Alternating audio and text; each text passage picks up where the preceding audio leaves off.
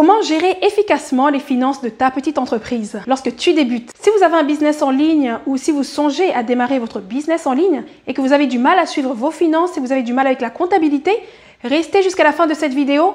À tout de suite.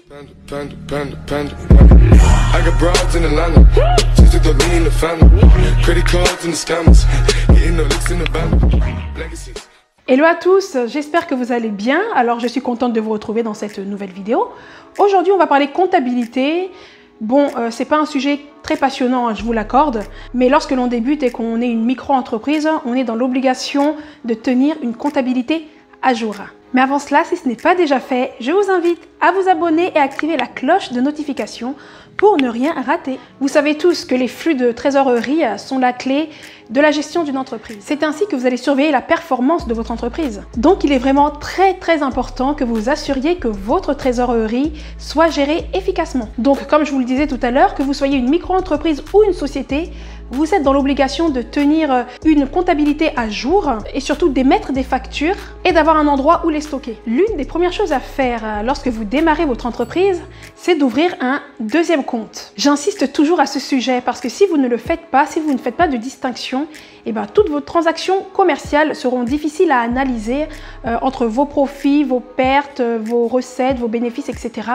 Donc ça risque d'être compliqué. Donc ouvrez un deuxième compte. Il n'est pas nécessaire que ce soit un compte professionnel, hein. Vous pouvez ouvrir un second compte personnel que vous allez utiliser pour votre business, votre entreprise tout simplement. Si pendant 2 années consécutives, vous faites un chiffre d'affaires supérieur à 10 000 € par an, c'est à ce moment-là qu'il faudra penser à prendre un vrai compte professionnel dédié à votre activité. Dans tous les cas, ce sera plus facile pour vous pour suivre vos finances au jour le jour. La seconde chose à faire, c'est de vous organiser au niveau de votre paperasse.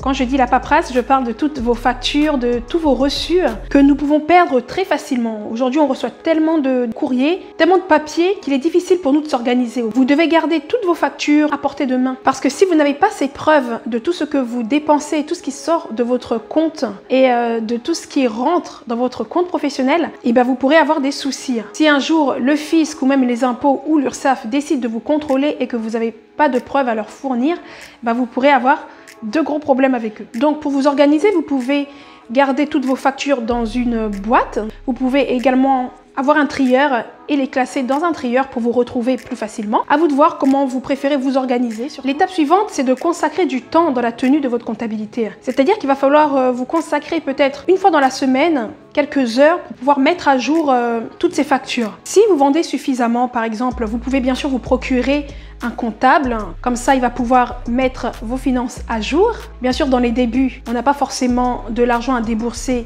pour un comptable, du coup vous pouvez le faire vous-même. Vous avez des applications comme Synao, comme Quaderno. Ce sont des logiciels de comptabilité qui sont quelquefois même connectés à votre compte bancaire. Du coup, c'est vraiment automatique, c'est beaucoup plus facile. C'est beaucoup plus facile à gérer, on voit les entrées, les sorties. Il suffit juste de prendre en photo votre facture et de l'intégrer à la transaction concernée. Donc, il y a énormément d'applications, de logiciels de comptabilité. Le désavantage, c'est que la plupart de ces logiciels de comptabilité sont payants. Il y a un forfait à payer tous les mois, quoi. Dans les débuts, on n'a pas forcément envie de mettre de l'argent là-dedans. Alors, vous avez toujours la possibilité de le faire vous-même. Il y a également des feuilles Excel qui existent. Je vais vous montrer un exemple, un petit tuto là-dessus. Donc, si vous débutez et que vous ne pouvez pas mettre de l'argent pour vous procurer un comptable ou alors dans un logiciel de comptabilité, à ce moment-là, il y a la dernière solution, c'est d'avoir une feuille de calcul, un livre de recettes via Excel. Donc, je vous ai mis un fichier téléchargeable en barre d'infos. Vous pourrez voir, c'est vraiment très facile à remplir. Je vais vous montrer le petit tuto pour vous montrer à peu près comment ça se passe. Donc là, vous avez une feuille Excel. C'est un modèle que vous trouverez facilement sur Internet. Je vous ai mis le lien en barre d'infos si vous êtes intéressé. Vous avez tous les mois. Vous pouvez modifier en fait ce modèle, comme ici 2018. Bon, on peut changer l'année. Vous allez mettre 2021. À la fin, vous avez un récapitulatif que vous pourrez remplir au fur et à mesure, au niveau de vos recettes, vos dépenses. Vous avez le solde du mois automatique qui se remplit. Vous n'avez aucun calcul à faire, c'est ça qui est bien. Faites pareil pour les autres mois. Puis à la fin, vous avez le total de vos recettes, ensuite le total de vos dépenses et du coup, le solde de l'année. Donc ça, c'est pas mal. Ça vous permet d'avoir une vision plus globale, en gros, de vos finances, quoi. Alors si je repars sur le mois de janvier, donc la partie gauche, ici, ce sont vos entrées. c'est les recettes de l'entreprise. Et la partie droite, c'est les achats et les autres dépenses. Donc là, dans les recettes, dans les entrées, vous allez noter vraiment ligne par ligne, au niveau de la date par ordre chronologique. Donc là, par exemple, le 5 janvier. Là, vous allez mettre la référence de la pièce, la référence de l'article ou de votre service. Ici, le nom du client, la nature, le montant et bien sûr, le mode d'encaissement. Chèque, virement, carte bancaire, etc. Une fois que vous avez fait ça, vous avez forcément des sorties. Donc là, sur la droite, c'est pareil, date par ordre chronologique, référence de la pièce, les fournisseurs ou les établissements à qui vous avez envoyé l'argent. Donc la nature, ça peut être les assurances, les petites fournitures, les charges sociales, etc.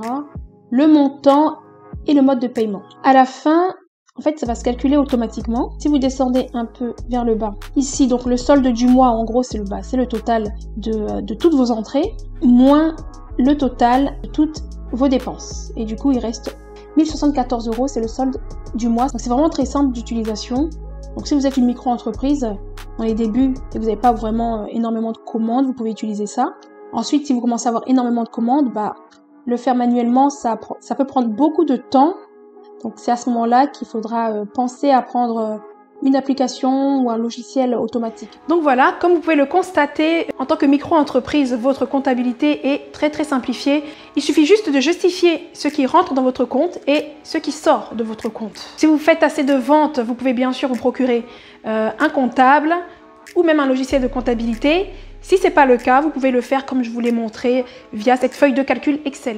Donc voilà, c'est déjà la fin de cette vidéo. J'espère que cette vidéo vous aura plu. N'hésitez pas à me laisser un petit commentaire si vous avez des questions, j'y répondrai avec plaisir. N'hésitez pas à vous abonner, à liker, à commenter, à partager. Téléchargez le petit guide gratuit sur comment démarrer un business en ligne rentable. Bien sûr, on se retrouve pour une prochaine vidéo. D'ici là, prenez soin de vous et puis on se dit à bientôt. Ciao!